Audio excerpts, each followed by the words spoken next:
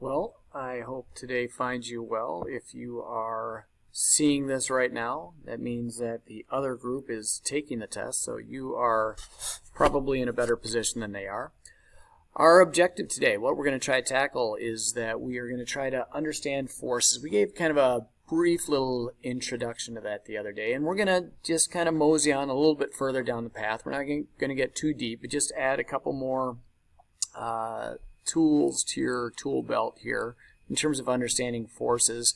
We're not really going to get into the calculations too much until after we get through the motion test.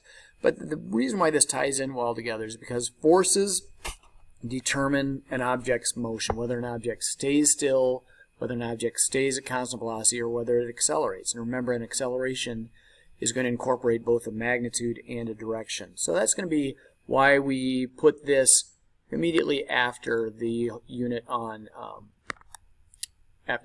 two-dimensional motion. So a quick little recap of where we've been, and see if you can remember what these laws of motion are. Newton's first law of motion says an object at rest will remain at rest, and an object at constant velocity will remain at constant velocity unless acted upon by an unbalanced force.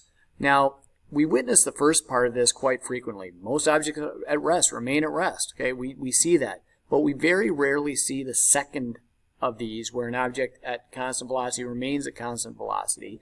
And that's because there is oftentimes an unbalanced force acting upon it. And that unbalanced force is friction. And we're going to talk about, we're going to introduce friction in a little bit, because that's going to determine a lot about what happens with motion. And you're going to get more comfortable with that as time goes along.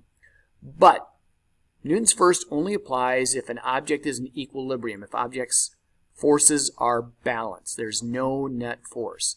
Newton's second law applies if there is a net force, if forces aren't balanced. If there's a greater force in the positive x than in the negative x, the object will accelerate in the positive x direction. We've done a lot of stuff with gravity, and the reason why gravity works is because it's an unbalanced force unless you reach terminal velocity due to friction. So Newton's second law can basically be recapped as simply saying F equals ma, where my net force equals the mass times acceleration. And this is a great relationship that we're going to use throughout the year. And then Newton's third law says that for every action force, there's going to be an equal and opposite reaction force. Now, a lot of people confuse Newton's third and Newton's first, because Newton's first, an object isn't going to change its velocity at all. But Newton's third, an object can change its velocity. If I kick a ball, the ball is going to accelerate, and the ball is exerting an equal force on my foot as I'm exerting on the ball.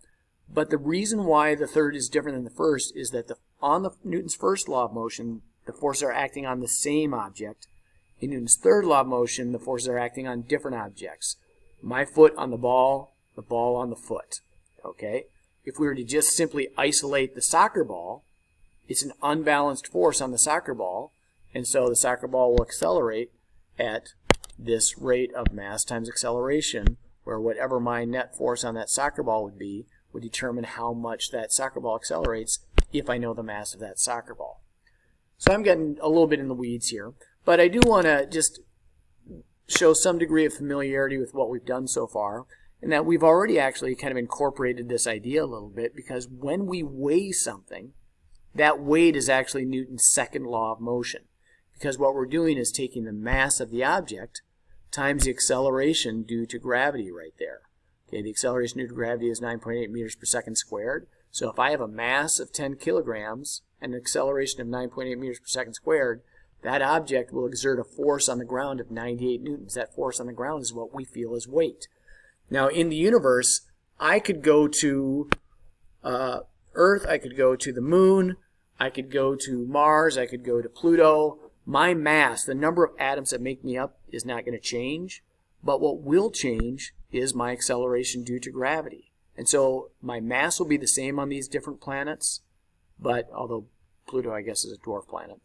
But my acceleration due to gravity will change, even though my mass won't. So my weight will be significantly different on different planets.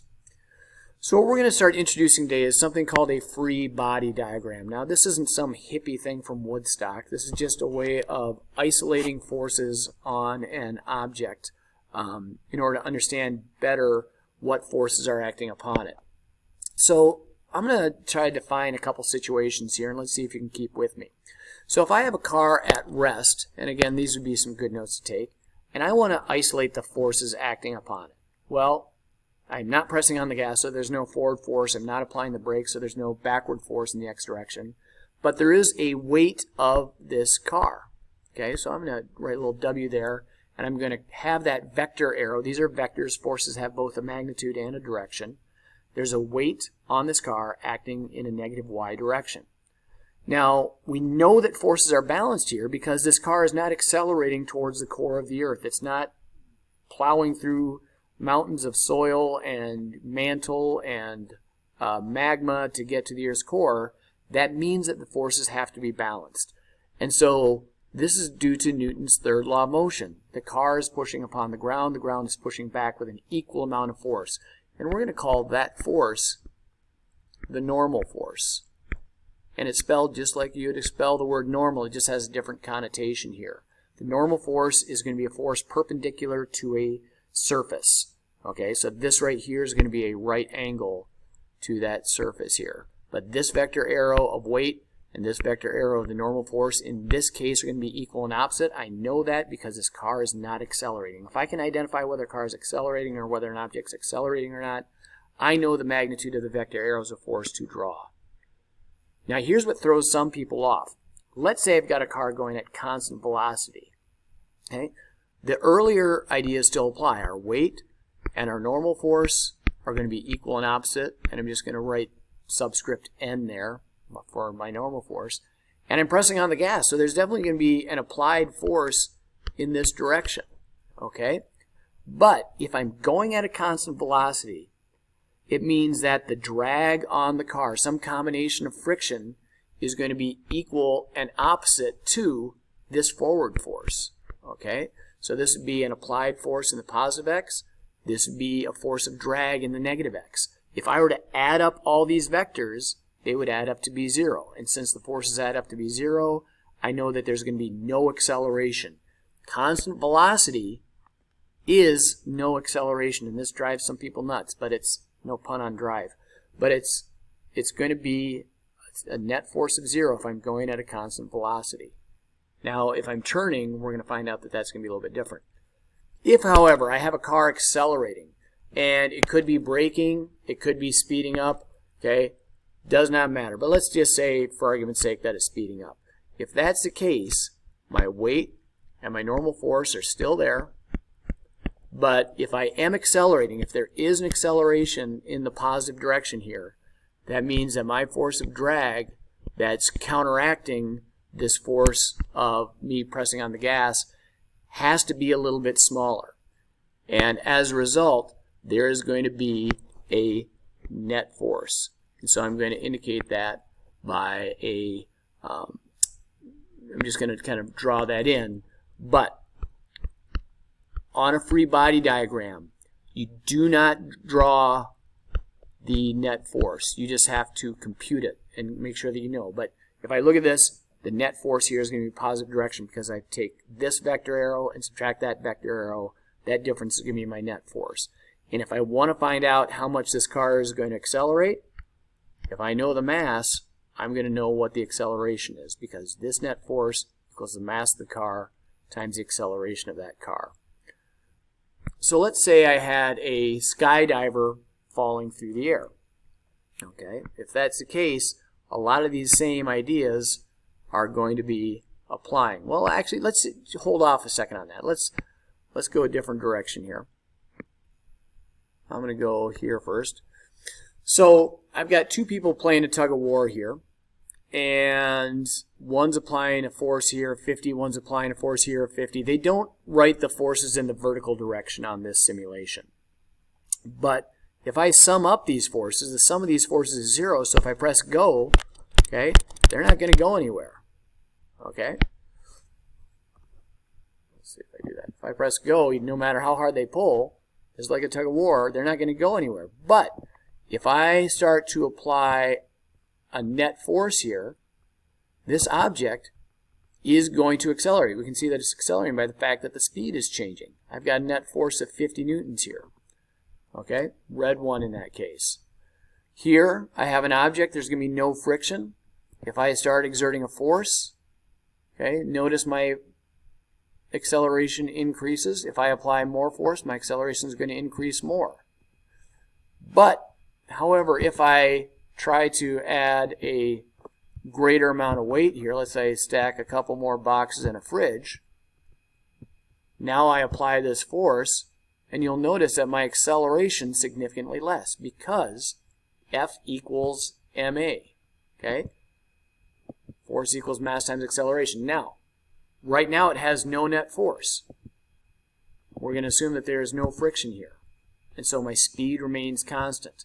If, however, I decide to exert more force, now it's going to accelerate, but as soon as I eliminate that and there's no net force on an object, we see both Newton's first and second laws of motion in this simulation here. So now let's say I want to go skydiving. If I go skydiving, okay, I have an object. Let's recycle this page here, get it up and going again. And I have an object that's falling through the air. So now the only force acting on it is gravity. But at some point, the drag on this equals the weight. The frictional drag, and you see it's falling there, is going to equal the weight. I'm going to add a parachute here.